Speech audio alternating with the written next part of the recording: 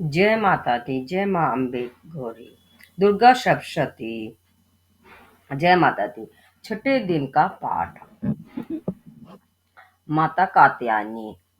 माँ दुर्गा का यह छठवां रूप है। कात्यायन ऋषि के तप से प्रसन्न होकर माँ ने उनकी इच्छा के अनुसार उनकी पुत्री के रूप में जन्म लिया था। इसीलिए इनका नाम कात्यायनी पड़ा। ऋषि कात्यायन ने ही सबसे पहले इनका पूजन किया था। इस कारण भी इन्हें कात्यायनी कहा जाता है। यह अमोघ फल प्रदायिनी है। इनका पूजन आराधना करने वाले साधक अलौकिक तेज से युक्त हो जाते हैं। सच्चे मन से माँ की आराधना करने वाले साधकों के लिए इस संसार में कुछ भी दुर्लभ नहीं होता। नवरात्रि के छठे दिन योगी जन अपना ध्यान आज्ञा चक्र में केंद्रित करते हैं। इनका वाहन सिंह है। नवा अध्याय। निशुंभ वध। कथा आरंभ। राजा सूरत ने कहा कि हे भगवान, आपने रक्त बीज वध से संबंधित देवी चरित्र का विलक्षण महात्म्य मेरे सम्मुख वर्णन किया। अब मैं वह वृत्तांत सुनना चाहता हूँ जिससे रक्त बीज वध के बाद शुभ निशुंभ ने क्या क्या। इस पर महर्षि मेधा बोले कि राजन, रक्त बीज वध अन्य माँ बलि असुरों के मारे जाने के बाद शुंभ निशुंभ को बड़ा क्रोध आया। अपने विशाल सेना का संहार होते देख निशुंभ क्रोधित होकर देवी की ओर लपका। असुरों की प्रमुख सेना भी उसके साथ थी। उसके आगे पीछे आता अगल बगल में बलवान असुर थे जो क्रोधावेश में होठों को चबाते हुए देवी को मारने के लिए आगे बढ़े। महाबलवान शुंभ भी अपनी सेना लेकर मातृकाओं से युद्ध करता हुआ क्रोधित हो चंडिका को मारने के लिए आगे बढ़ा। उस समय देवी और शुभ निशुंभ में महासंग्राम हुआ। दोनों असुर देवी पर भीषण बाण से वृष्टि करने लगे। उनके बाणों को चंडिका ने अपने बाण समूह से काट डाला। फिर शस्त्रों की वृष्टि कर उन असुर पतियों के अंगों को चोट पहुंचा कर घायल कर दिया। निशुंभ ने पैनी तलवार व चमचमाती ढाल से देवी के वाहन सिंह के मस्तक पर प्रहार किया। अपने वाहन को घायल देख देवी ने अपने ईश्वरपुर नामक बाण से निशुंभ की तलवार व ढाल को काट डाला। उस ढाल में 8 चांद जड़े थे। ढाल व तलवार के कटने पर उस दैत्य ने शक्ति चलाई, लेकिन देवी ने उस शक्ति के भी चक्र से 2 टुकड़े कर दिए। फिर तो निशुंभ क्रोध के मारे जल भुन गया। फिर वह देवी पर प्रहार के लिए शूल लेकर दौड़ा, लेकिन देवी ने समीप आने पर त्रिशूल को मुक्के से चूर चूर कर दिया। फिर उसने गदा घुमाते हुए देवी पर चलाई, लेकिन देवी ने गदा को भी भस्म कर डाला। तत्पश्चात निशुंभ फरसा लेकर देवी की ओर दौड़ा तो देवी ने अपने पहने पानों से उसे घायल कर शाही कर दिया। अपने पराक्रमी भाई निशुंभ का वध हो जाने पर शुंभ क्रोधावेश में देवी को मारने के लिए दौड़ा।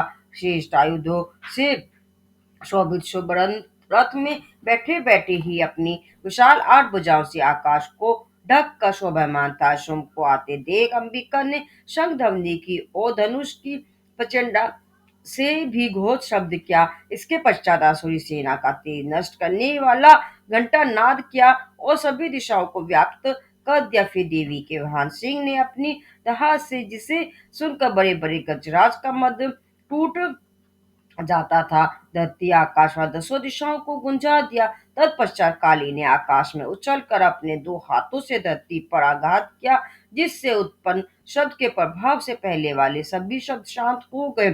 फिर शिवदूती से असुरों के लिए मंगलदायी अट्टहास किया। उस अट्टहास को सुनकर सभी राक्षस थर्रा गए, लेकिन शुंभ का क्रोध और अधिक बढ़ गया। उस समय देवी ने शुंभ को संबोधित करके कहा कि अरे दुष्ट आत्मा, ठहर जा। उसी समय आकाश में स्थित देवता जय हो कहने लगे।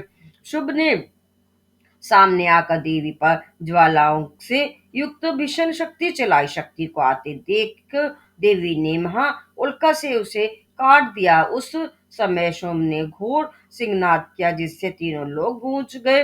मेधा ऋषि बोले कि हे राजा, शुभ के सिंहनाद की प्रतिध्वनि से वज्र गिरने ऐसा घोर शब्द हुआ, जिसके प्रभाव से अन्य सभी शब्द दबकर रह गए। शुंभ द्वारा चलाए बाणों की देवी ने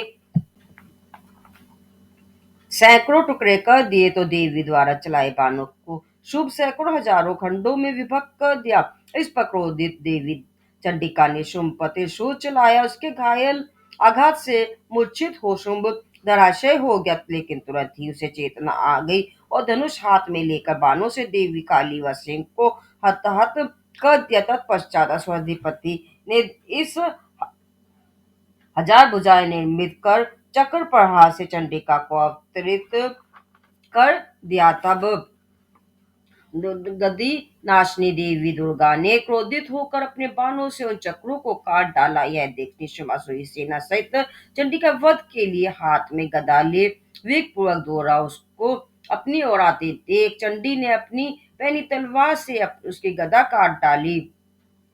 उस समय उसने हाथ में त्रिशूल ले लिया।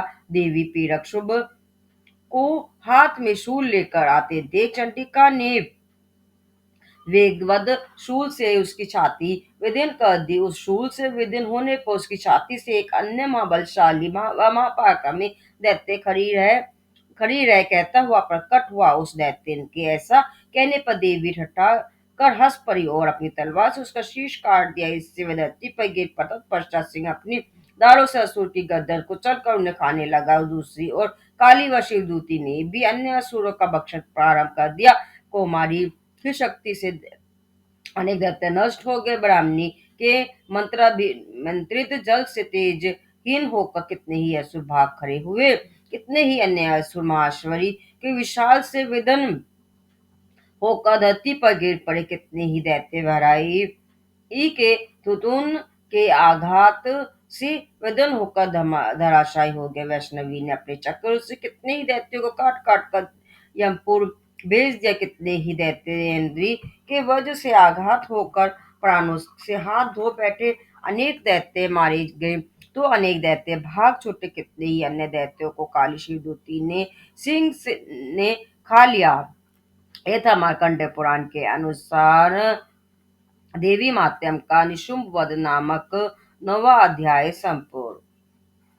10वां अध्याय शुंभ वध कथा। मेधा ऋषि बोले कि जन अपने प्राण प्रिय भाई निशुंभ का वध व असुरी सेना का संहार होते देख शुंभ ने क्रोधित होकर देवी से कहा कि हे दुष्ट दुर्गे, तू बल के अहम में मिथ्या गर्व ना कर। तुझे बड़ा अभिमान है, लेकिन तू अन्य स्त्रियों के बल पर लड़ रही है। इस पर देवी ने कहा कि अरे दुष्ट, देख संसार में मेरे अलावा है कौन। यह तो सब मेरी ही विभूतियां हैं, इसलिए मुझ में ही वे प्रविष्ट हो रही है। फिर देखते ही देखते ब्राह्मणी आदि सब देवियां अंबिका देवी के शरीर में समा गई। तब केवल अंबिका देवी अकेली ही रह गई। फिर देवी ने कहा कि अपनी ऐश्वर्य शक्ति के बल पर ही मैं यहाँ अनेक रूपों में उपस्थित हुई थी। उन सभी रूपों को समेट कर मैं अकेली ही यहाँ खड़ी हूँ, तू भी यहीं ठहर।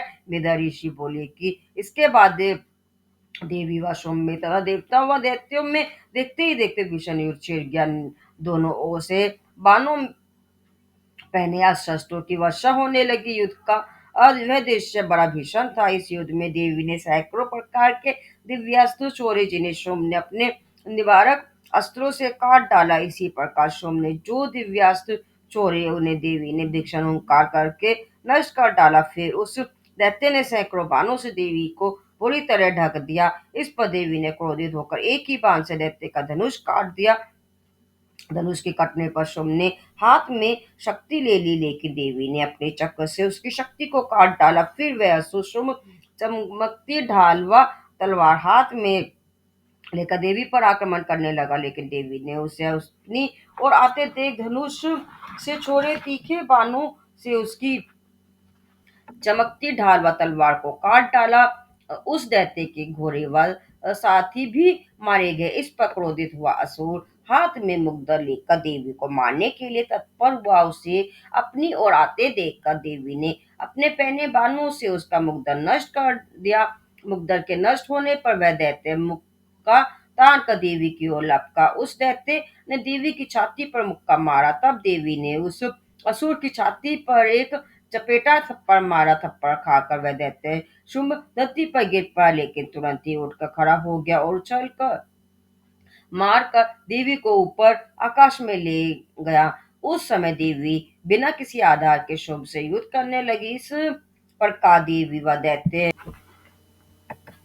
शुभ में भीषण आकाशीय युद्ध होने लगा। यह युद्ध सिद्ध व मुनियों को भी आश्चर्यचकित कर देने वाला था। देवी आकाश में उस दैत्य के साथ काफी समय तक युद्ध करती रही। फिर देवी ने शुभ को आकाश में ही घुमाकर धरती पर पटक दिया। धरती पर आकर वह दैत्य चंडी देवी का वध करने के लिए पुनः आकाश की ओर लपका। उस समय देवी ने अपने त्रिशूल से उसकी छाती विदल करके पुनः धरती पर गिरा दिया। देवी के त्रिशूल की धार इतनी पैनी थी कि उसके लगने से घायल शुंभ प्राणों से हाथ धो बैठा। उसके पृथ्वी की ओर आते समय धूप समुद्री प्रवादी सहित सब पृथ्वी भी कांपने लगी। उस दुष्ट असुर के मरने के बाद सारा संसार सुखी हो गया और आकाश निर्मल हो गया। पहले जो उत्पातों के प्रतीक मेघ व उल्कापात होते थे वे सब शांत हो गए। शुंभ वध के बाद नदियां उचित मार्ग से बहने लगी। सभी देवता मन में बड़े प्रसन्न हुए। एक गंधर्वनियां व अप्सराएं नाचने लगी और गंधर्व नाच गाने बजाने लगे। पवित्र वायु बहने लगी। सूर्य आभा उत्तम हो गई। यह था मार्कंड पुराण के अनुसार देवी महात्म्य का शुभ वध नामक 10वां अध्याय। बोलो जय माता दी। दुर्गा सप्तशती 10वां अध्याय छठे दिन का पाठ। बोलो जय माता दी।